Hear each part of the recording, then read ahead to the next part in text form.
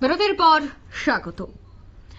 গরিবদের অধিকার শুধুমাত্রই গরিবরাই পাবেন, গরিবরাই মিলবে, বা তাদের জন্য যে প্রকল্প আনা হয়েছে সেটা তাদের জন্যই দেওয়া হবে। চুরাইবাড়িতে এক অনুষ্ঠানে বিজেপির জনজাগরণ কর্মসূচি থেকে এই বার্তা দিলেন বিজেপি নেতৃত্বরা। তাদের মূলত স্লোগান ছিল যে গরিবদের অধিকার শুধুমাত্র গরিবদের মিলবে। এই স্লোগানকে সামনে রেখেই ভারতীয় জনতা পার্টির সমস্ত রাজ্যব্যাপী জনজাগরণ কর্মসূচি হাতে নিয়েছেন তারা।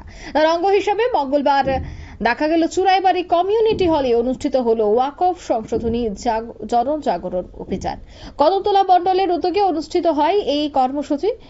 প্রসঙ্গত, কেন্দ্রীয় সরকার কর্তৃক ইতিমধ্যে ওয়াকফ সংশোধনী আইন উত্থাপিত হয়েছে, যার সংখ্যাগরিষ্ঠতার জন্যই পার্লামেন্টেও পাশ হয়ে যায়। যদিও এই বিষয়টি এখনো দেশের সর্বোচ্চ আদালতে গড়াচ্ছে। তাছাড়া দেশব্যাপী চলছে বিরোধীদের আন্দোলন। মূলত ওয়াকফ সংশোধনী আইনে কি কি আনা হয়েছে এবং এটা যে সংখ্যালঘু সাধারণ মানুষের উপকারে আসবে, সেই বিষয়গুলিকে জনসম্মুখে তুলে ধরার জন্যই এই কর্মসূচির সিদ্ধান্ত নিয়েছে রাজ্য বিজেপি। কি বলছেন তারা, শোনাচ্ছি।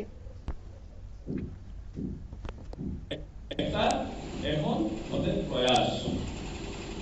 তো যাই হোক, আমরা যে বিষয়টা নিয়ে আজকে মুদ্রা বিষয় যেটা আজকের যেটা এজেন্ডা, সেটা হচ্ছে ওয়াকফ সংশোধনী বিল।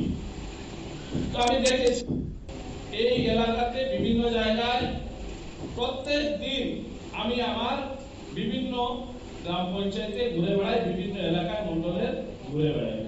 অনেকের সাথে আমার বার্তালাপ হয়।